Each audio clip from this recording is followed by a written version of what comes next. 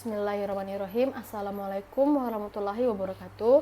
Perkenalkan, nama saya Farhanita Rashid, NIM D0111911026. Saya adalah perwakilan dari kelompok 4. Di video kali ini kami akan menjelaskan tentang Pancasila sebagai filsafat. Namun pertama-tama kami ingin mengucapkan puji syukur atas kehadiran Allah Subhanahu wa taala, karena atas karunia-Nya kita masih diberi kesempatan untuk memenuhi tugas kami dalam mata kuliah Pancasila kali ini.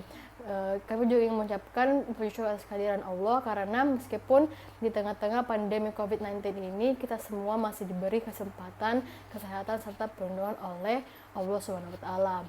Langsung saja, materi pertama yaitu pengertian Pancasila secara filsafat akan dijelaskan oleh Saudara Saifullah. Assalamualaikum warahmatullahi wabarakatuh. Perkenalkan, nama saya Saifullah, NIM D0111911096. Pada kesempatan kali ini, saya akan menjelaskan tentang Pancasila secara filsafat.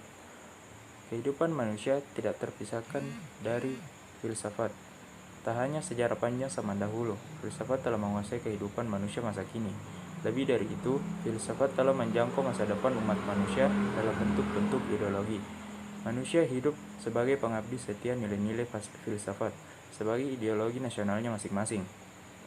Sebagai sebuah bangsa, Indonesia memiliki pandangan hidup.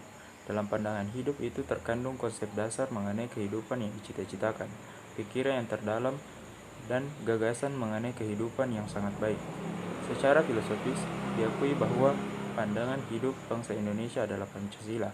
Pancasila menjadi pedoman dalam bertingkah laku dan berbuat dalam segala bidang kehidupan, baik ekonomi, politik, sosial, budaya, pertahanan, dan keamanan. Ada dua hal yang berkaitan dalam filsafat berguna bagi ideologi Pancasila, yakni sebagai metode dan pandangan. Filsafat sebagai metode menunjukkan cara berpikir dan cara mengadakan analisis yang dapat dipertanggungjawabkan untuk dapat menjabarkan ideologi Pancasila.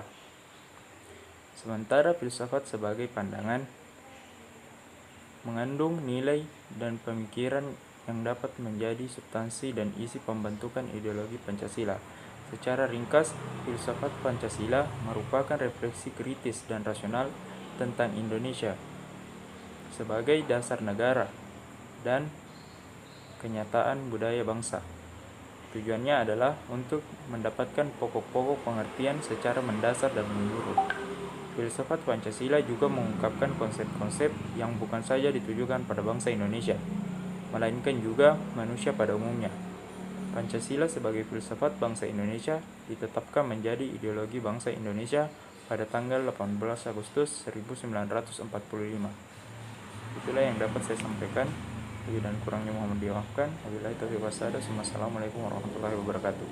Materi selanjutnya yaitu fungsi utama filsafat Pancasila bagi bangsa dan negara Indonesia akan dijelaskan oleh Saudara Andi Muhammad Ihramsyah, NIM D0111911094. Assalamualaikum warahmatullahi wabarakatuh. Filsafat Pancasila sebagai pandangan hidup bangsa Indonesia, sebagaimana yang ditunjukkan dalam Ketetapan MPR nomor 2 MPR _1979, maka Pancasila itu adalah jiwa seluruh rakyat Indonesia, pandangan hidup bangsa Indonesia dan dasar negara kita. Setiap bangsa Indonesia ingin berdiri kokoh dan mengetahui dengan jelas arah serta tujuan yang ingin dicapainya sangat memerlukan nilai-nilai leluhur dijunjung sebagai pandangan atau filsafat hidup. Sedangkan dengan filsafat Pancasila sebagai dasar negara Republik Indonesia, Pancasila dalam kedudukan dasar negara Republik Indonesia, Pancasila sering disebut sebagai dasar filsafat atau dasar filsafah negara atau psikolog atau dari negara, ideologi negara atau yang lainnya. Dalam pengertian ini, Pancasila merupakan suatu dasar nilai serta norma untuk mengatur pemerintahan negara, atau kata lain, Pancasila merupakan suatu dasar untuk mengatur penyelenggaraan negara. Menurut saya, fungsi filsafat Pancasila yang pertama yaitu Pancasila sebagai jiwa bangsa Indonesia, yang dimana setiap bangsa Indonesia punya jiwa masing-masing. Pancasila sebagai jiwa bangsa Indonesia berfungsi agar Indonesia tetap hidup dalam jiwa Pancasila. Kedua, Pancasila sebagai kepribadian bangsa Indonesia. Fungsi Pancasila sebagai kepribadian bangsa yaitu sebagai hal yang memberikan ciri khas bagi bangsa untuk menjadi pembeda dari bangsa lainnya. Ketiga, Pancasila sebagai sumber dari segala sumber hukum. Fungsi Pancasila sebagai sumber dari segala sumber hukum yaitu mengatur semua hukum yang berlaku di negara Indonesia.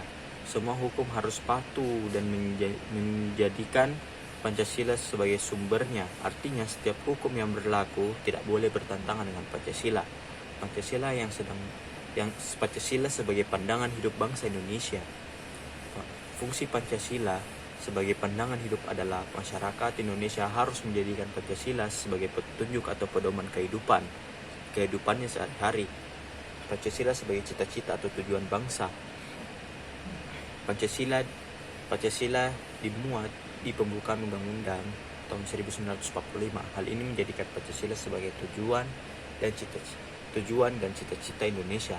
Tujuan filsafat Pancasila itu dapat tercantum di nilai-nilai Pancasila yang dimana pertama itu menciptakan bangsa yang idealius, taat dan Tuhan yang Maha Esa, menjadi bangsa yang menjunjung tinggi keadilan, menjadi bangsa yang menghargai hak asasi manusia, untuk menciptakan bangsa yang menjunjung tinggi juga demokrasi, menjadi bangsa yang nasionalis dan mencintai tanah air. Assalamualaikum warahmatullahi wabarakatuh. Perkenalkan, nama saya Farnita Rashid, NIM D0111911026. Selanjutnya saya akan menjelaskan tentang fungsi utama filsafat Pancasila bagi bangsa dan negara Indonesia yang ketiga, yaitu Pancasila sebagai jiwa dan kepribadian bangsa Indonesia menurut Dewan Perancang Nasional. Yang dimaksudkan dengan kepribadian Indonesia adalah keseluruhan ciri-ciri khas bangsa Indonesia yang membedakannya antara dengan bangsa-bangsa yang lainnya. Keseluruhan ciri-ciri khas bangsa Indonesia adalah pencerminan dari garis pertumbuhan dan perkembangan bangsa Indonesia sepanjang masa.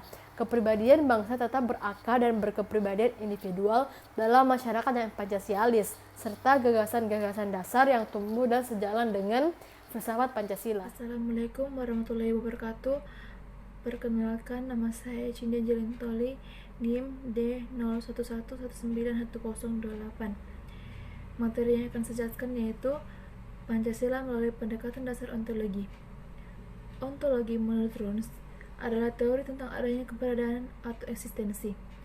Jadi ontologi adalah bidang filsafat yang menyelidiki makna yang ada atau eksistensi dan keberadaan. Sumber ada, jenis ada, dan hakikat ada, termasuk ada alam, manusia, metafisika, dan alam semesta atau kosmologi. Dasar ontologi Pancasila adalah manusia yang memiliki hak mutlak monopluralis, oleh karenanya disebut juga sebagai dasar antropologi. Subjek pendukungnya adalah manusia, yaitu yang berketuhanan, yang berkemanusiaan, yang berpersatuan, yang berkerakyatan, dan yang berkeadilan. Pada hakikatnya adalah manusia. Hal yang sama juga berlaku dalam konteks negara Indonesia. Pancasila adalah filsafat negara dan pendukung pokok negara rakyat atau manusia. Manusia sebagai pendukung pokok sila-sila Pancasila secara ontologis memiliki hal-hal yang mutlak, yaitu terdiri atas susunan kodrat, raga dan jiwa jasmani dan rohani. Sifat kodrat manusia adalah sebagai makhluk individu dan makhluk sosial, dan jiwa kedudukan kodrat manusia sebagai makhluk pribadi, berdiri sendiri, dan sebagai makhluk Tuhan yang Maha Esa. Oleh karena itu, kedudukan kodrat manusia sebagai makhluk pribadi, berdiri sendiri, dan sebagai makhluk Tuhan secara hierarkis mengandung sila pertama, yaitu ketuhanan yang Maha Esa, dan menjiwai sila keempat lainnya. Sila pertama, ketuhanan yang Maha Esa, adalah sebagai asal mula segala sesuatu. Tuhan adalah mutlak, sempurna dan kuasa, tidak berubah, tidak terbatas, pula sebagai pengatur tata tertib alam. Sila kedua, kemanusiaan yang adil dan beradab. Negara adalah lembaga kemanusiaan yang diadakan oleh manusia. Sila ketiga, Persatuan Indonesia. Persatuan adalah sebagai akibat adanya manusia sebagai makhluk Tuhan Yang Maha Esa. Adapun hasil persatuan adalah rakyat, sehingga rakyat adalah merupakan unsur pokok negara. Sila keempat, kerakyatan yang dipimpin oleh hikmat kebijaksanaan dalam permusyawaratan perwakilan. Pokok sila keempat ialah kerakyatan yang kesesuaiannya dengan hakikat rakyat. Yang terakhir yaitu sila kelima, keadilan sosial bagi seluruh rakyat Indonesia. Dengan demikian, logikanya, keadilan sosial didasari dan dijiwai oleh sila kedua. Bismillahirrahmanirrahim. Assalamualaikum warahmatullahi wabarakatuh. Perkenalkan, nama saya Muhammad Syarul Ihsan MT, NIM D0111910666. Pada kesempatan kali ini saya akan menjelaskan materi tentang pendekatan Pancasila melalui dasar epistemologi. Perlu kita ketahui, epistemologi merupakan cabang filsafat yang menyelidiki tentang asal-usul, syarat, metode, dan validitas ilmu pengetahuan. Ilmu pengetahuan manusia merupakan hasil pemikiran serta pengalaman dan membentuk budaya. Pancasila sebagai suatu sistem filsafat pada hakikatnya adalah suatu sistem pengetahuan. Dalam kehidupan sehari-hari, Pancasila menjadi pedoman atau dasar bagi bangsa Indonesia dalam memandang realitas alam semesta, manusia, masyarakat, bangsa, dan negara tentang makna hidup sebagai dasar bagi manusia Indonesia untuk menyelesaikan masalah yang dihadapi dalam hidup dan kehidupan. Dasar epistemologi Pancasila pada hakikatnya tidak dapat dipisahkan dengan dasar ontologisnya. Pancasila sebagai suatu ideologi bersumber pada nilai-nilai dasarnya, yaitu filsafat Pancasila. Terdapat 3 persoalan yang mendasar dalam epistemologi, yaitu pertama adalah tentang sumber pengetahuan manusia, kedua adalah tentang teori kebenaran pengetahuan manusia, dan ketiga adalah tentang watak pengetahuan manusia. Mungkin itu yang bisa saya jelaskan. Lebih dan kurangnya mohon dimaafkan. Assalamualaikum warahmatullahi wabarakatuh. Perkenalkan, nama saya Fakih Londa, NIM D0111911098. Baiklah, pada kesempatan kali ini saya akan menjelaskan tentang Pancasila melalui pendekatan dasar aksiologis. Istilah aksiologis berasal dari bahasa Yunani, axios yang artinya nilai, manfaat, dan logos yang artinya pikiran atau ilmu. Aksiologis adalah teori nilai, yaitu sesuatu yang diinginkan, disukai, atau yang baik. Bidang yang diselidiki adalah hakikat nilai, kriteria nilai, dan kedudukan metafisika suatu nilai. Nilai atau value dalam bahasa Inggris berasal dari kata Latin, valer yang artinya kuat, baik, berharga. Dalam kajian filsafat, merujuk pada sesuatu yang sifatnya abstrak, yang dapat diartikan sebagai keberhargaan atau kebaikan. Sila-sila Pancasila sebagai suatu sistem filsafat yang juga memiliki satu kesatuan dasar aksiologinya, yaitu nilai-nilai yang terkandung dalam Pancasila pada hakikatnya juga merupakan suatu kesatuan. Pada hakikatnya, segala sesuatu itu bernilai. Hanya nilai macam apa saja yang ada, serta bagaimana hubungan nilai tersebut dengan manusia. Banyak pandangan tentang nilai, terutama dalam menggolongkan nilai, dan penggolongan tersebut amat beraneka ragam, tergantung pada sudut pandangnya masing-masing. Max Keller misalnya mengungkapkan bahwa nilai pada hakikatnya berjenjang, jadi tidak sama tingginya dan tidak sama luhurnya. Nilai-nilai itu dalam kenyataannya ada yang lebih tinggi dan ada yang lebih rendah, bila mana dibandingkan satu dengan yang lainnya, dan dapat dikelompokkan menjadi 4 tingkatan, yaitu 1. Nilai kenikmatan, 2. Nilai-nilai kehidupan, 3. Nilai-nilai kejiwaan, 4. Nilai-nilai kerohanian. Menurut Nota Negara bahwa nilai-nilai Pancasila termasuk nilai-nilai kerohanian yang mengakui nilai material dan nilai vital.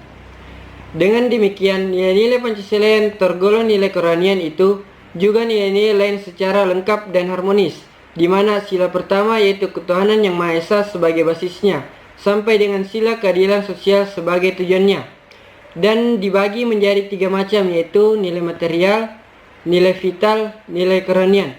Ya, sekian dulu penjelasan saya kali ini. Kurang dan lebihnya mohon dimaafkan. Assalamualaikum warahmatullahi wabarakatuh. Assalamualaikum warahmatullahi wabarakatuh.